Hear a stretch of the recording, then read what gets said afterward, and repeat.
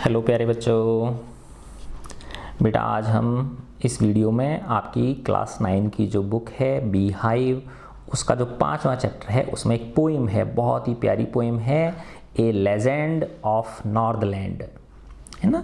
Legend का मतलब होता है बेटा एक कथा, है ना। कहाँ की है ये? नॉर्थलैंड की है ना।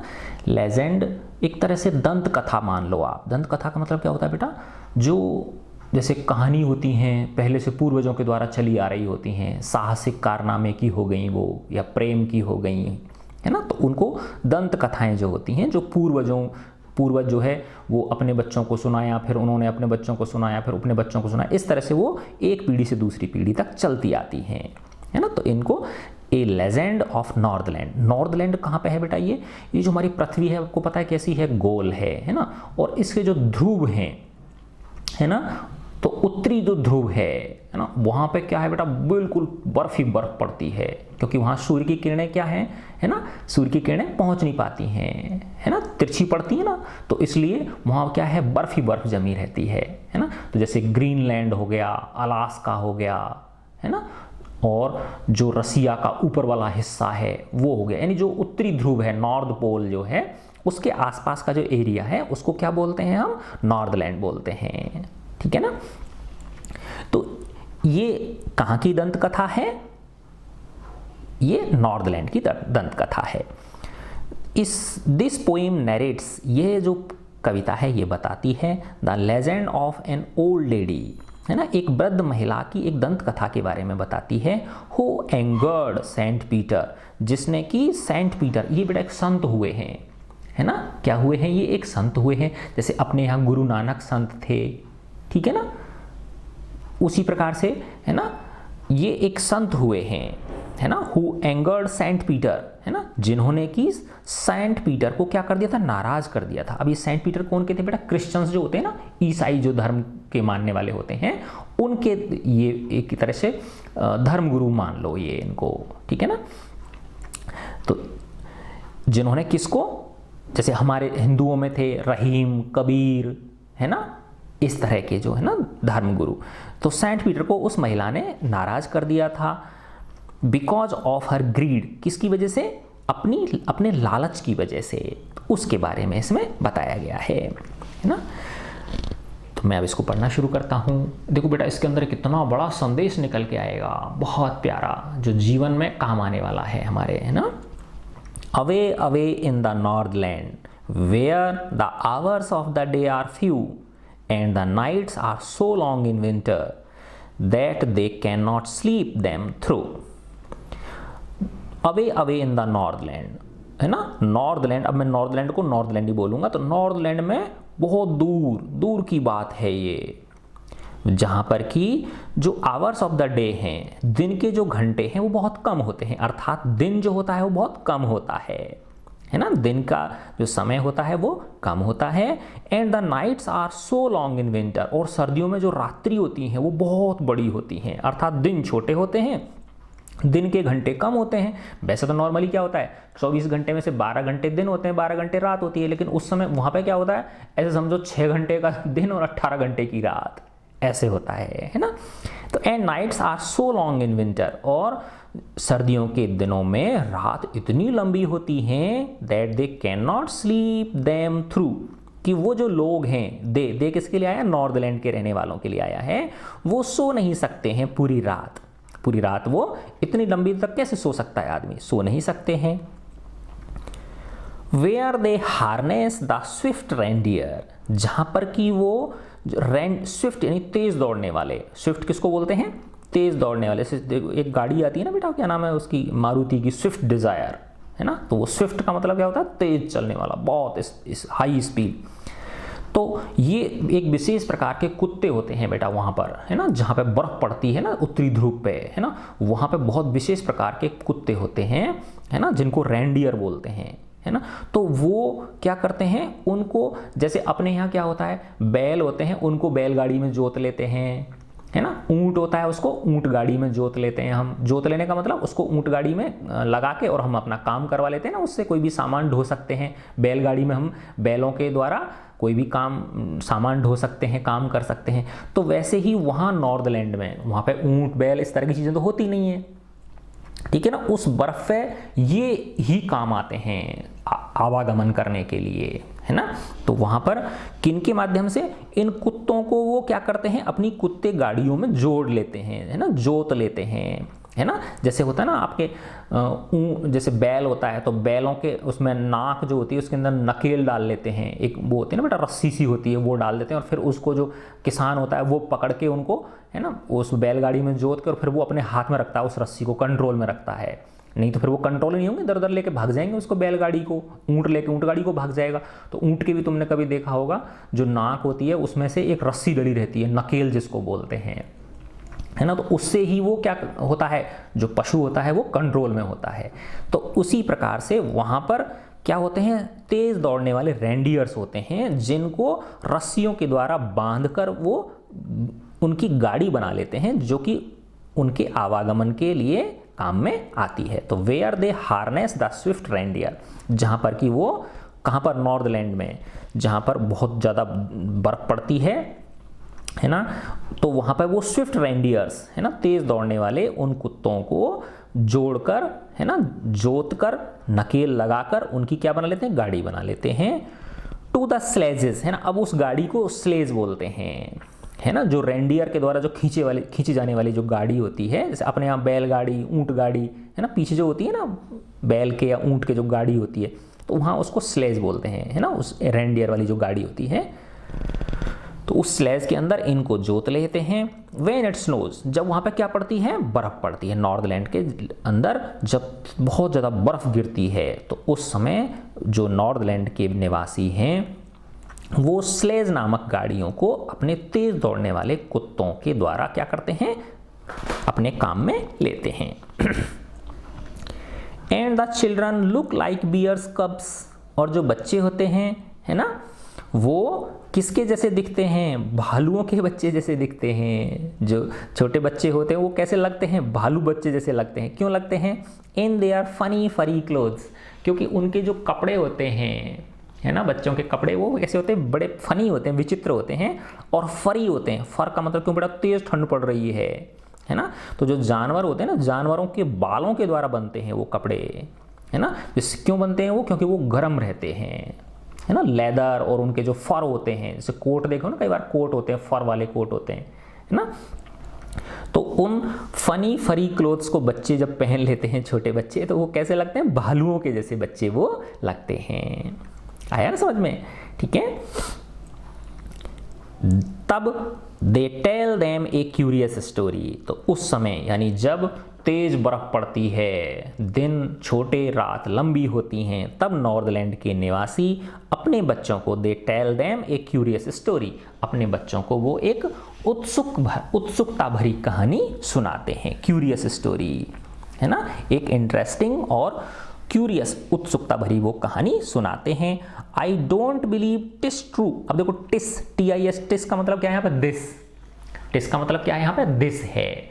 I don't believe this true, मुझे विश्वास तो नहीं होता कि ये सही है ना, मुझे नहीं पता, है ना, कि ये कहानी जो वो बोलते हैं, अपने बच्चों को सुनाते हैं, जो दंत कथा, परी कथा बोल लो आप, है ना, जो वो अपने बच्चों को सुनाते हैं वो कैसी है, सच्ची है, ये तो मैं नहीं कहता, मुझे पता नहीं है। And yet you may learn a lesson if I tell the tale to you, है ना। लेकिन यदि मैं ये कहानी आपको बता दूंगा, अगर मैं ये कहानी आपको कह दूंगा, लेखक कह रहे हैं, तो yet you may learn a lesson, तो तुम्हें एक इससे सीख मिलेगी, तुम्हें इससे एक पाठ मिलेगा, इसलिए इसको सुनने में तुम्हें कोई नुकसान नहीं है ना। यानी इसके सुनने से तुम्हें कुछ ना कुछ कोई लेसन मिलेगा, तुम्हें कुछ सीख मिलेगी, तुम कोई पाठ सबक सीखोगे आप इसमें। अब ये वो जो टेल है वो सुना रहे हैं। Once when the good Saint Peter lived in the world below, है ना। वंस, एक समय जब श्रेष्ठ सेंट पीटर, है ना, क्योंकि बेटा वो संत थे, तो संत जो होते हैं बेटा वो तो अच्छे होते हैं, है ना, वो सब राग द्वेष इन सब चीज़ों से क्या होते हैं, है ना, निर्लिप्त होते हैं।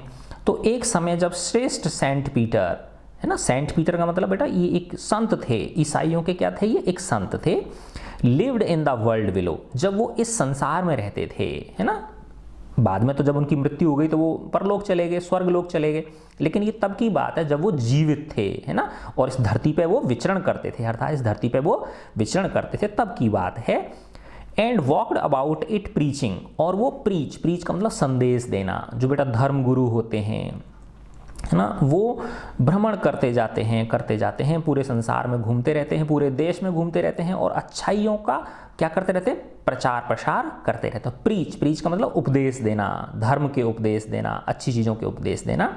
तो वो जो सेंट पीटर थे वो इस पृथ्वी पर ही निवास करते थे, उस समय की बात है ये, है ना, और वो and walked about it preaching, और वो धरती पर भ्रमण करते रहते थे, है ना, just as he did you know, जैसा कि तुम जानते हो कि वो ऐसा किया करते थे, अर्थात वो इस पृथ्वी पर जब थे तो वो एक जगह बैठते नहीं थे, वो धर्म की बातों को लोगों के समक्ष रखने के लिए भ्रमण किया करते थे, यात्राएं किया करते थे, यानी कभी वो एक जगह स्थिर नहीं बैठते थे।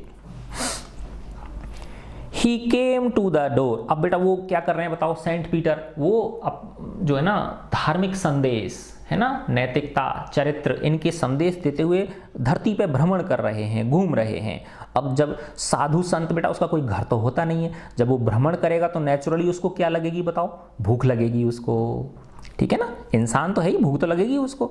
तो अब वो he came to the door of a cottage, अब वो एक कॉटेज यानी घर, कुटिया, झोंपड़ी, कुछ भी बोल दो आप, है ना, वो एक घर के दरवाजे पर आते हैं। इन ट्रेवलिंग राउंड द अर्थ, जब वो इस पृथ्वी पर भ्रमण कर रहे होते हैं, है ना, तो वो धार्मिक उपदेश देते हुए जब वो इस पृथ्वी पर भ्रमण कर रहे होते हैं, तो वो भ्रमण करते करते एक कुटिया के आगे, एक घर के आगे वो आते हैं। वेयर ए लिटिल वोमेन, जहां पर कि एक छोटी महिला, है ना, लिटिल वोमेन का मतलब छोटी महिला का मतलब क्या है बेटा, यहाँ पे हो सकता है उस महिला का जो कद है वो क्या हो, थोड़ा छोटा हो, है ना, नाटे कद की हो वो। Where a little women was making cakes, cakes का मतलब, केक का मतलब अपन तो बेटा बर्थडे वाला केक मानते हैं इसको, लेकिन केक रोटी को कहते हैं नॉर्मली, है ना, केक जो है ये किसका है, रोटी का है ये, ठीक है ना।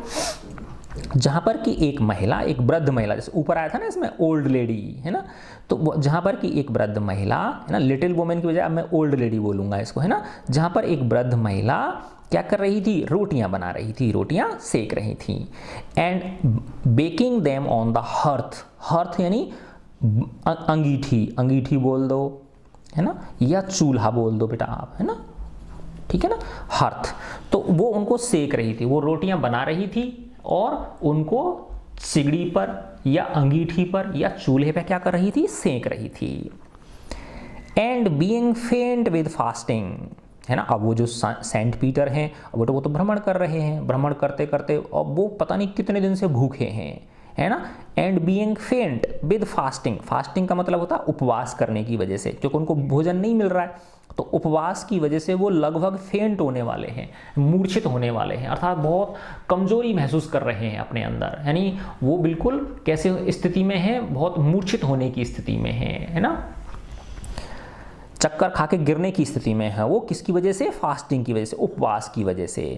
For the day was almost done, है ना, क्योंकि वो दिन पूरा क्या हो चुका है, लगभग समाप्त हो चुका है, दिन पूरा खत्म हो चुका है और उनको भोजन नहीं मिला है, और घूमते घूमते उनको लगभग क्या ऐसी कैसी स्थिति हो गई उनकी चक्कर खाकर गिरने जैसी स्थिति हो गई है, बहुत कमजोरी वो फील कर रहे हैं।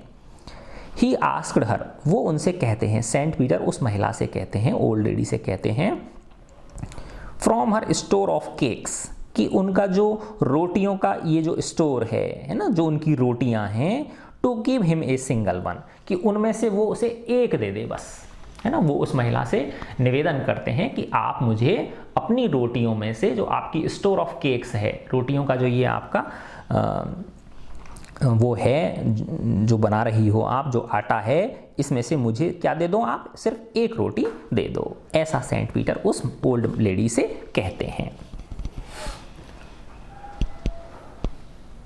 So she made a very little cake, अतः वह एक बहुत छोटी सी रोटी बनाती है ना। वो महिला क्या करती है, एक बहुत छोटी रोटी बनाती है। बट एज इट बेकिंग ले, लेकिन जैसे ही वो उसे सेकने के लिए लिटाती है, तुमने देखा होगा बेटा चूल्हे में जो होता है ना, तो आधी तो रोटी कहाँ सेकती है, ऊपर तवे पे सेकती है, और आधी उसको चूल्हे का जो राया होता है ना उसके अंदर सेकती है महिलाएं, नीचे डाल के उसमें, ठीक है ना। तो जैसे ही वो उसको नीचे डाल के सेक रही थी, है ना, तो उसने पहले देखो उसने बहुत छोटी रोटी बनाई थी। And C made a very little cake, उसने एक बहुत छोटा रोटी बनाई, और जब उसको वो नीचे चूल्हे में नीचे जो है ना नीचे रख के राय में सेक रही थी, सी लुक्ड एट, तो उसने देखा, उस रोटी को देखा उसने, महिला ने, and thought it seemed too large to give away, और उसे ऐसा लगा कि ये देने के लिए बहुत बड़ी है, कि ये तो बहुत बड़ी रोटी है, इसे तो नहीं देना चाहिए, है ना। Too large to give away, देने के लिए उसे वो रोटी कैसी लगी, बहुत बड़ी लगी। Therefore she needed another, इसलिए उसने दूसरी जैसे आटा गूंथते ना, आटा मारते हैं या आटा गूंथते हैं, तो उसने दूसरी रोटी गूंथी। And still a smaller one, और अब उसने क्या लिया, और कम आटा लिया, और कम जो लोई होते हैं ना उसकी आटे की जो लोई लेते हैं, वो बहुत छोटी लोई उसने ली, उससे भी छोटी, जो पहले ली थी पहले छोटी ली थी, अब उससे भी उसने छोटी लोई ली। But it looked when she turned it over, है ना, और उसको बेल के उस पर डाल दिया तवे पे, और जैसे ही उसने उसको पलटा, है ना, बट इट लुक्ड, है ना, when it turned it over, जब उसने उसको पलटा और उसको देखा, रोटी को तवे पे पलटते हैं ना, तब उसने जब उसे देखा, as large as the first had done, तो उसे वो उतनी ही बड़ी लगी जैसे कि पहली वाली थी। तो हालांकि उसने वो कम लिया था आटा, पहले से उसने आटा क्या लिया था, जो लोई बनाई थी वो कम बनाई थी, लेकिन जैसे ही उसने बेल के तवे पे डाली तो उसको वो पहले जैसी ही दिखी, पहले की जो रोटी थी उसके बराबर ही बड़ी उसको वो दिखाई दी। तब क्या करती है वो, then she took a tiny scrap of dough, देखो बेटा मैं इसको डफ बोलता था पहले, है ना, देखो हम हिंदी मीडियम के बच्चे हैं ना, तो हमने बेटा, तो हमको उच्चारण नहीं आता इन चीज़ों का, है ना, तो ये डफ नहीं होता, ये डो होता है ना। डो किसको बोलते हैं, वो जो आटे का माड़ते हैं ना अपन, है ना, जो आटा माड़ के रख लेते हैं, ठीक है ना, उसको बोलते हैं डो, तो गूंथा हुआ आटा, है ना। Then she took a tiny scrap of dough, तब उसने मड़े हुए आटे गुथे हुए आटे में से एक छोटा सा हिस्सा, टाइनी स्क्रैप, है ना, बहुत छोटा हिस्सा उसने उसमें से लिया। एंड रोल्ड इट फ्लैट, और उसे बेलती चली गई, बिल्कुल उसको चौपट कर दिया, मतलब बहुत फ्लैट कर दिया, चपटा कर दिया बिल्कुल ही उसको। And baked it thin as a wafer, और उसे सेका जैसे कि कोई वेफर हो, वेफर का मतलब जैसे वो चिप्स होती है ना बेटा, पोटैटो चिप्स होती हैं, अंकल चिप्स, और वो होती है ना इस तरह की जो होती हैं, कितनी पतली होती है वो, आलू चिप्स जो होती हैं वो, ऐसी उसने वो वेफर की जैसी उसको उसने सेक दिया। But she could not part with that, लेकिन वो उसे भी अपने आप से अलग नहीं कर पाई। But she could not part मतलब अलग करना, विद दैट, लेकिन वो उस वेफर जैसी रोटी से, इतनी पतली रोटी से भी अपने आप को अलग नहीं कर पाई। फॉर सी सेड, और उसने कहा, my cakes that seem too small when I eat of them myself, है ना, जब मैं मेरी इन रोटियों को खाती हूँ तो ये मुझे बहुत कम दिखती हैं, अर्थात ये रोटियां जब मैं खाने बैठती हूँ तो ये मेरे लिए कम पड़ती हैं। Are yet too large to give away, so she put them on the shelf. Are yet too large to give away, अतः ये जो मेरी रोटी है जो मैं तुम्हारे लिए ये सेकी है तीसरी बार में, ये मेरे लिए बहुत बड़ी है तुम्हें देने के लिए, अर्थात मैं इस इतनी बड़ी रोटी को तुम्हें नहीं दे सकती। अतः उसने she put them on the shelf, उसने उनको उठा के ऊपर रख दिया, सेल्फ के ऊपर रख दिया। सेल्फ का समझ लो जैसे रसोई के अंदर कोई जो होती है ना बेटा स्लैब होती है, वो मान लो, है ना, सेल्फ अलमारी के ऊपर उठा के रख दिया, कैसे भी समझ लो आप उसको, ऊपर उठा के उसने रख दिया वहां से। देन गुड सेंट पीटर ग्रू एंग्री, अब जो महान संत पीटर थे वो क्रोधित हो गए, गुस्सा हो गए। For he was hungry and फेंट, क्योंकि उनको बहुत ज़्यादा भूख लग रही थी और वो लगभग है ना निश्चेतन अवस्था में जाने वाले थे, अर्थात उनको है ना मूर्छित होने वाले ही वो थे। And surely such a woman was enough to provoke a saint, और इस तरह की जो महिला निश्चित रूप से, and surely such a woman, निश्चित रूप से जो ऐसी महिला, कैसी महिला बताओ, ग्रीडी, लालची है ना ये, है ना, जो अपने से कुछ भी नहीं छूटा जा रहा, उसके कलेजे से कोई चीज छूट नहीं रही है, ठीक है ना। तो वो and surely such a women, और निश्चित रूप से इस प्रकार की ग्रीडी महिला, माइजर होता है ना, ग्रीडी जिसको बोलते हैं, लालची, है ना, was enough to provoke a saint, उसका ये जो काम था, है ना, ये पर्याप्त था एक संत को प्रोवोक करने के लिए, एक संत को उकसाने के लिए, क्रोध करने के लिए, उकसाने के लिए, है ना, गुस्सा दिलाने के लिए उसका ये जो काम था। क्या काम था उसका? पहले उसने पहली छोटी रोटी बनाई, फिर उसको बड़ी लगी, फिर उसने और छोटी रोटी बनाई, वो भी उसको बड़ी लगी, फिर उसने एक वेफर के जैसी रोटी बनाई, इतनी पतली रोटी बनाई, फिर भी उसने वो उसे नहीं दी, है ना। तो ये जो काम था उसका, ये एक महान संत को भी गुस्सा दिलाने लायक था, पर्याप्त था उसको गुस्सा दिलाने के लिए, उसको प्रोवोक करने के लिए, उनको आवेश दिलाने के लिए ये पर्याप्त था। एंड ही सैड, और उन्होंने क्रोधित होकर कहा, गुस्से में कहा सेंट पीटर ने, you are far too selfish, तुम बहुत ज़्यादा स्वार्थी हो। You are far too selfish, तुम बहुत बहुत ज़्यादा स्वार्थी हो। To dwell in human form, इस मानव रूप में, है ना, इस पृथ्वी पर निवास करने के लिए। ड्वेल यानी निवास करना, ह्यूमन फॉर्म यानी मानवीय आकार, मानव के रूप में तुम इस पृथ्वी पर विचरण करने के लायक, पृथ्वी पर जीवित रहने के लायक तुम नहीं हो। To have both food and shelter, तुम्हें to have both food and shelter and fire to keep you warm, है ना।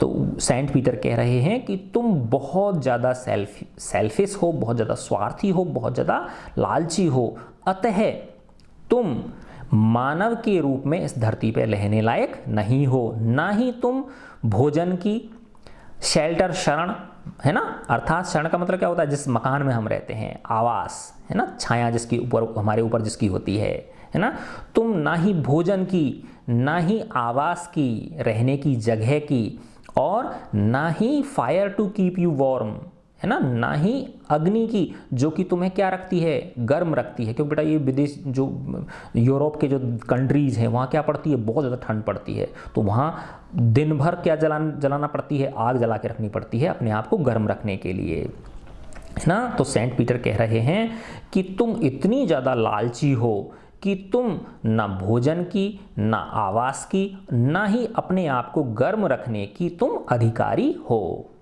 और तुम यहाँ तक कि तुम मानव के रूप में इस धरती पर विचरण करने की भी अधिकारी नहीं हो, तुम उसका भी अधिकार नहीं रखती हो, तुम्हारा हक नहीं है कि तुम इस पृथ्वी पे जीवित रहो, तुमको भोजन मिले, तुमको शरण मिले, और तुमको गर्म रखने के लिए अग्नि मिले, क्योंकि तुम क्या हो, बहुत ज़्यादा तुम लालची हो। Now you shall build as the birds do, अब वो उसको श्राप देते हैं, है ना, उसको कर्स करते हैं वो, है ना, उसको श्राप देते हैं कि जाओ अब आगे से, यू शैल बिल्ड, तुम्हें बनाना होगा, है ना, एज द बर्ड्स डू, तुम्हें जीवन निर्वाह करना होगा। बिल्ड का मतलब बनाना या जीवन निर्वाह करना, तुम्हें जीवन निर्वाह करना होगा जैसे कि कौन करते हैं, बर्ड्स करते हैं, पक्षी करते हैं। And shall get your scanty food, है ना, तो पक्षी भी देखा होगा बेटा, सुबह के निकलते हैं बेचारे भूखे प्यासे, है ना, और रात शाम तक लौट के आते हैं पक्षी, दिन भर भटकते रहते हैं खाने की तलाश में।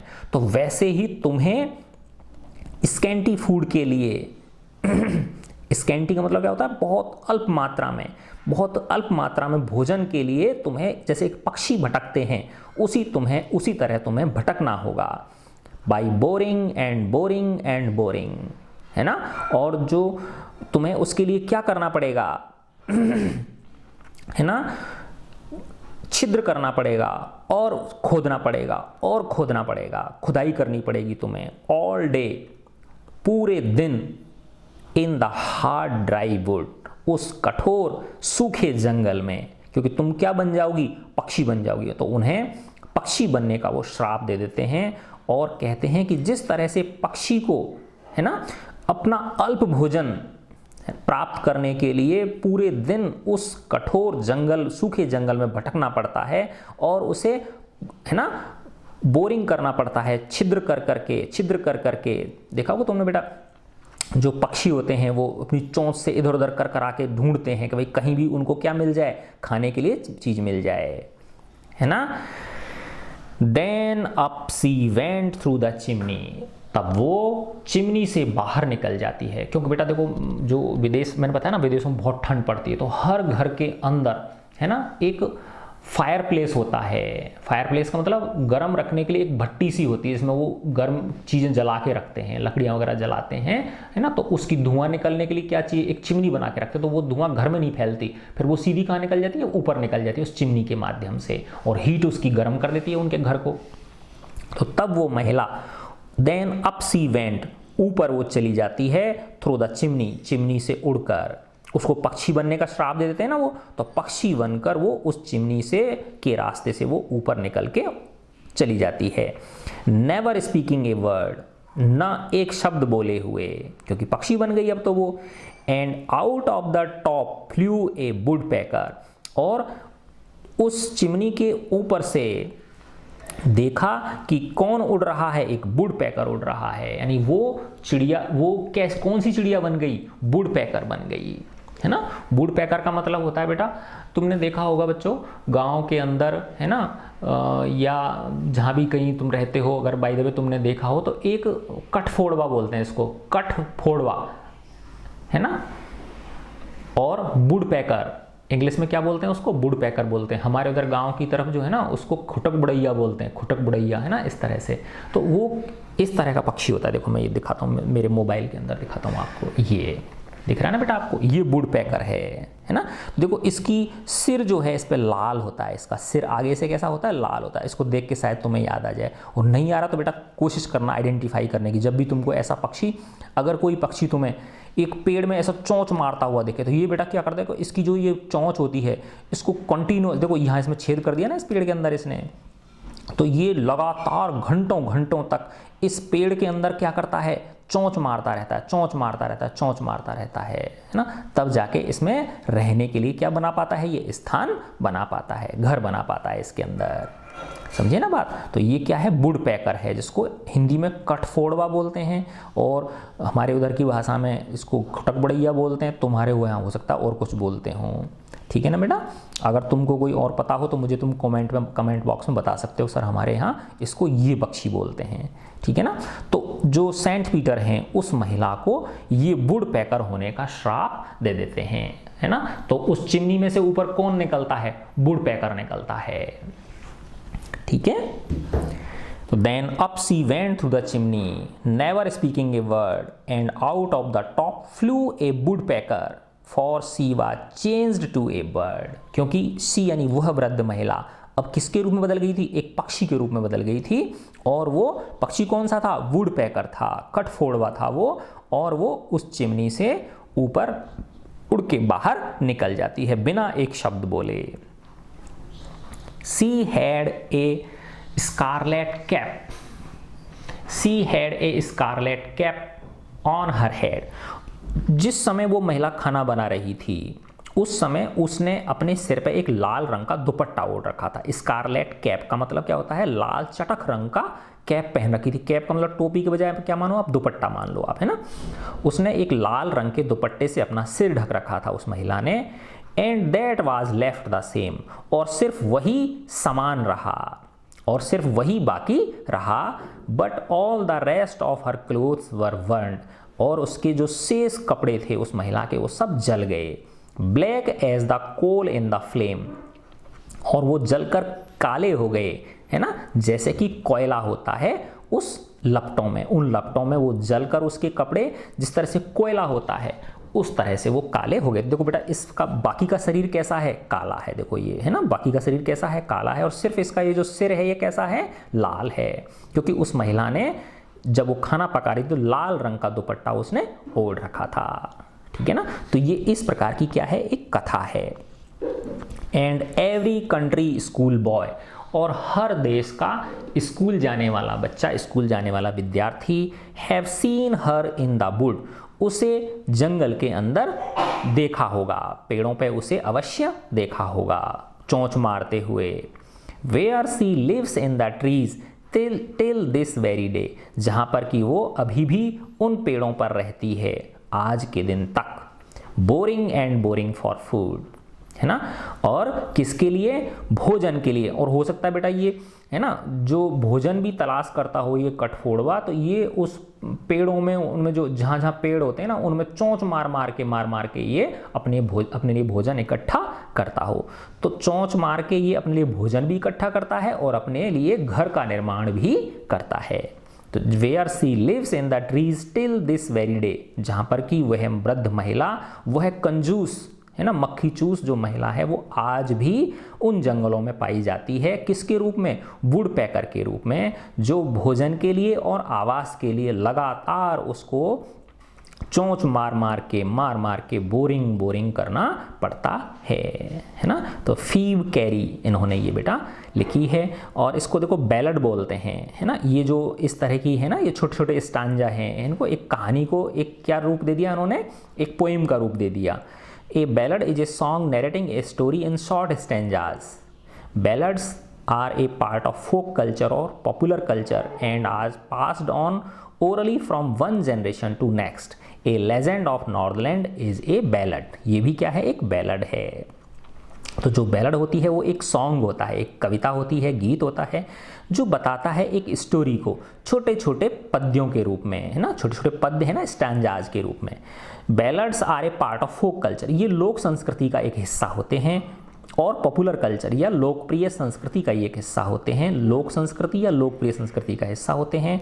और ये आर पास्ड ऑन, और ये आगे पास ऑन किए जाते हैं ओरली, मुंह के द्वारा, from one generation to next, है ना। यानी ओरली का मतलब लिखित नहीं, है ना, जैसे दादा ने अपने पोते को बता दी मुंह से, उसने बोला मुंह से और उसने सुना, फिर वो अब जो पोता दादा बन गया तो उसने अपने पोते को सुना दी। तो इस तरह से ये ओरली एक पीढ़ी से दूसरी पीढ़ी तक क्या होती हैं, ये ट्रांसफर होती हैं। तो ये जो दंत कथा है, ये जो परी कथा है, ये जो लोक कथा है, कौन सी, ए लेजेंड ऑफ नॉर्थलैंड, ये भी एक बैलेड है, ये भी क्या है, एक इसी प्रकार का बैलेड है। ठीक है बच्चों, तो देखो बेटा कितना बड़ा संदेश दिया गया है इसके अंदर। क्या संदेश है बच्चों इसमें, यही संदेश है कि बेटा हमें शेयरिंग करनी चाहिए, है ना, चीज़ों को। आज भगवान ने हमको कुछ दिया है तो हमें देने की भी श्रद्धा रखनी चाहिए। इतना कंजूस नहीं होना चाहिए हमें कि सामने कोई व्यक्ति है ना, उसकी बेचारे की जान जा रही थी, है ना, ऐसा होता है ना बेटा, देखो कि कोई व्यक्ति हमारे सामने तड़प रहा है और हमारे जो है ना, हमारा दिल नहीं पसीज रहा, तो फिर हम इस धरती पे मनुष्य कहलाने और रहने योग्य नहीं हैं, है ना। तो बेटा उसका जो अंजाम है वो अच्छा नहीं होता। तो हमें हमारे हृदय के अंदर करुणा, दया, प्रेम, सहानुभूति, ये जो भावनाएं हैं अपने फेलो क्रिएचर्स के प्रति, जो हमारे है ना भाई लोग हैं, है ना, भाई बहनें हैं, है ना, देश के जो लोग हैं, उनके प्रति हमें इस प्रकार की भावना रखनी चाहिए। भगवान ने अगर हमें किसी योग्य बनाया है ना। अब देखो बेटा, तुम कहोगे कि हम तो अभी तो बच्चे हैं, हम क्या कर सकते हैं। यस, तुम भी दान कर सकते हो। क्या कर सकते हो तुम दान में, क्या कर सकते हो, ऐसा नहीं भाई घर के पापा मम्मी की चीज़ों को ही दान करे आओ जाके, है ना, नो। तुम क्या कर सकते हो बेटा, तुम जो तुमसे छोटे भाई बहन हैं, है ना, तुम्हारे आस पड़ोस में जो तुमसे छोटी क्लासेस में जो पढ़ने वाले बच्चे हैं, तुम उनकी गणित के सवाल सॉल्व करने में मदद कर सकते हो, इंग्लिश पढ़ाने में मदद कर सकते हो, मीनिंग पूछ सकते हो तुम उनसे, है ना, तुम्हारी किताब की कहानियाँ उनको सुना सकते हो तुम। तो ये भी एक प्रकार का क्या हो गया, तुम्हारा दान हो गया, तुम्हारी ऑफरिंग हो गई उनके प्रति, है ना। तो हमें पैसा ही नहीं है कि भाई पैसे का ही दान किया जा सकता है, ये चीज़ों का दान भी बहुत बहुत महत्वपूर्ण होता है। तो कितना बड़ा संदेश इसमें दिया गया है कि ईश्वर ने अगर हमें कुछ दिया है तो हमें उसे बांटने की भी इच्छा हमारे अंदर होनी चाहिए। और जब अगर कोई व्यक्ति ऐसा है कि उसकी जान पे बनाई है, तो फिर हमें बिल्कुल भी इस तरह की चीज़ों के बारे में नहीं सोचना चाहिए, क्योंकि ईश्वर जो है उसकी भरपाई हमें कर देता है। ठीक है बच्चों, देखो कितना बड़ा संदेश इसमें दिया गया है। और ये मेरी अगर बेटा पोएम आपको मेरी जो ये वीडियोज़ हैं अच्छी लगती हैं, मैथ्स की बनाता हूँ। देखो बेटा मैं क्लास 8 से लेके और 10 तक की तो मैथ्स की भी, इंग्लिश की भी और साइंस की भी, है ना, तीनों की हैं। और क्लास 11 की सिर्फ फिजिक्स की हैं, फिजिक्स और केमिस्ट्री की हैं बेटा, है ना, थोड़ी सी वीडियो है।